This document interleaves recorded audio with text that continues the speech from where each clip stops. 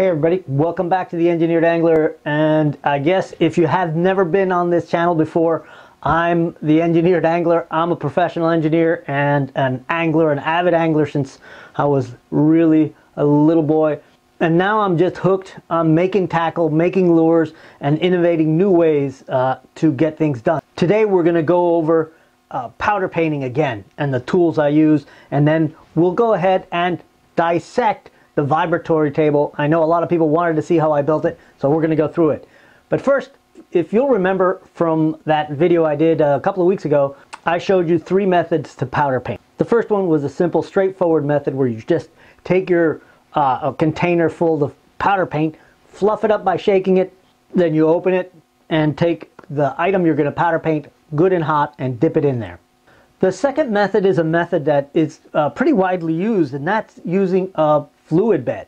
Now, fluid bed is real simple. All it is a way to blow air through the powder by having it in a container that at the very bottom has a membrane or some sort of barrier against the material falling out, but will allow the air to flow through.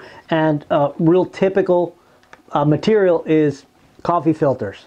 And so if you don't know why anyone would use a fluid bed, it's simply to turn this powder from a sort of a hard cake into a fluffy, flowing, sort of a light, airy powder that you can then dip your lead into and coat. Where it comes in really handy is when you have jig heads or whatever it is, an item with a lot of detail on. Something that maybe has fish scales or eye socket or gill plates, that kind of thing. And powder paint that's very well fluffed will coat it evenly without overcoating it and sort of obscuring those details. Now, I showed a third method, and this method over here is a method I don't think anyone has ever used. I think I invented it, but I don't know. And essentially what it is a table that vibrates, and I have it set up so I can adjust the rate of vibration so I can fluff this with vibration. So here it is. I have it clamped to my bench, and using this is super simple. All you do is put the jar in the little hole that I have very snugly cut out, and then all you do is turn the vibrations up.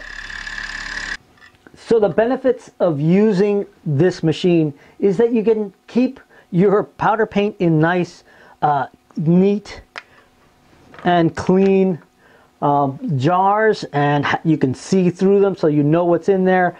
Building this is a little bit complicated. Most people can do it if you're handy. If you're doing big batches of jig heads for resale, this is probably not a good way to go. It's a little slower than a fluid bed where you can set up multiple jars on multiple air sources and work your way across them to add color to your jig heads. But if you're doing small batches for yourself and your friends, this thing works really well. So in the last video, I went through all of these processes and I showed you how I did them. And then during the video, I let you know if you guys had some interest, I would go ahead and make a video on how I built this vibratory table. The good news is lots of people are interested. Bad news is I lost all the footage of me building it. But that doesn't mean we can't do something here. Let's go ahead and go through it backwards, and I'll disassemble it. I'll show you what the components look like, and I'll show you how I assembled it and how I made those spring feet. Okay, so let me demonstrate what it looks like. All right, now you should be able to see how the vibration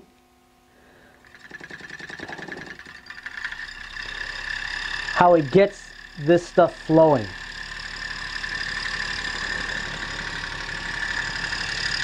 And you can see how it's moving inside the jar.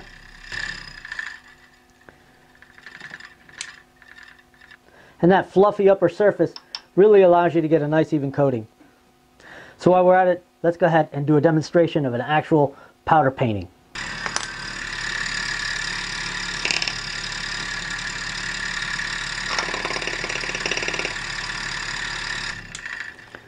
All right, let me cool it off in the sink and I'll show you how it turned out.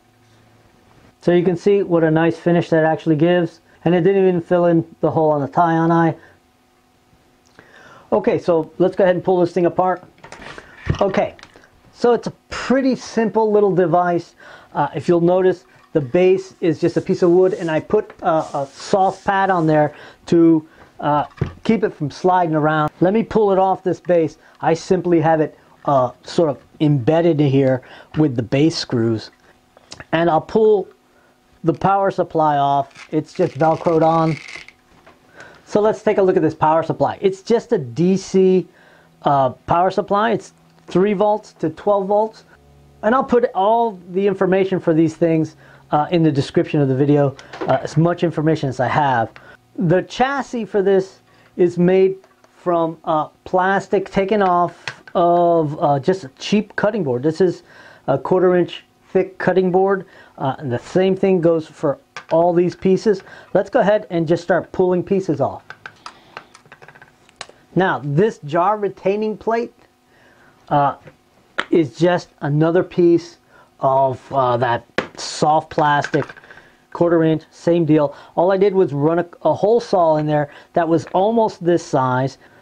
Then I took a little drill mounted drum sander and I just kept going until it fit real snug, and then I knew I had it.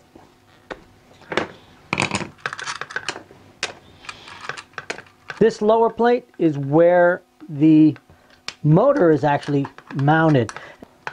And I have locking nuts on this part because, of course, everything that is on here has to be able to lock in place because of the vibration. All right, that should do it. And this should just lift off the motor. And now you see what actually causes a vibration. It's just a little DC ventilating fan that I took out of an old computer. Now you can buy these for just a few dollars online. So what I did to this motor to make it vibrate is that I cut all of the fins off except for one. And this one I drilled a hole through and just put a little nut and bolt on there. And of course that nut has to be a locking nut. So let's go ahead and spin it.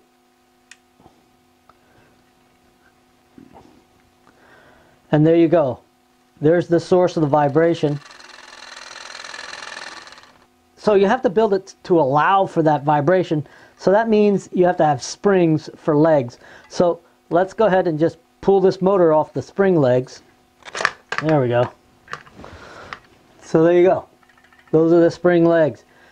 And all you have here is a small piece of aluminum tube, just about a 1/2 inch long, with the spring glued into it with 2-part epoxy. Just fast setting, 10-minute epoxy. And these machine bolts are glued in there the same way. So they're assembled. You have a piece of tube, a piece of tube, and then 2 bolts and the spring holding them together. And on the other side, again, the same sort of arrangement with the bolts coming through and locking nuts. Now when you put together the electrical parts, remember to do it appropriately.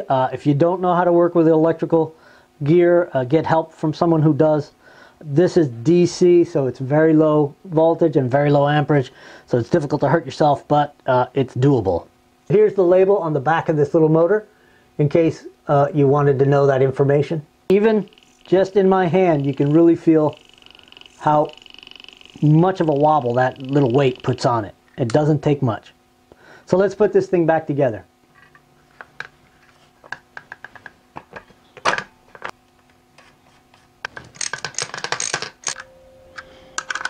Okay, it's back together.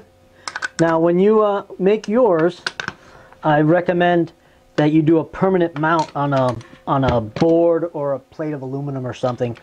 This way you don't have to worry about a lot of the vibration propagating into the mechanics of this thing. You want all the vibration to be in this head.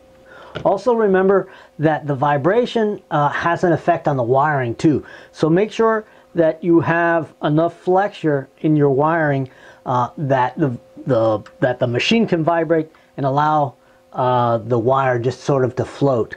All I've done is embed the bolts in this piece of wood, nice It's pretty tight, but not as secure as it could be if I had bolted it in. So that should have it.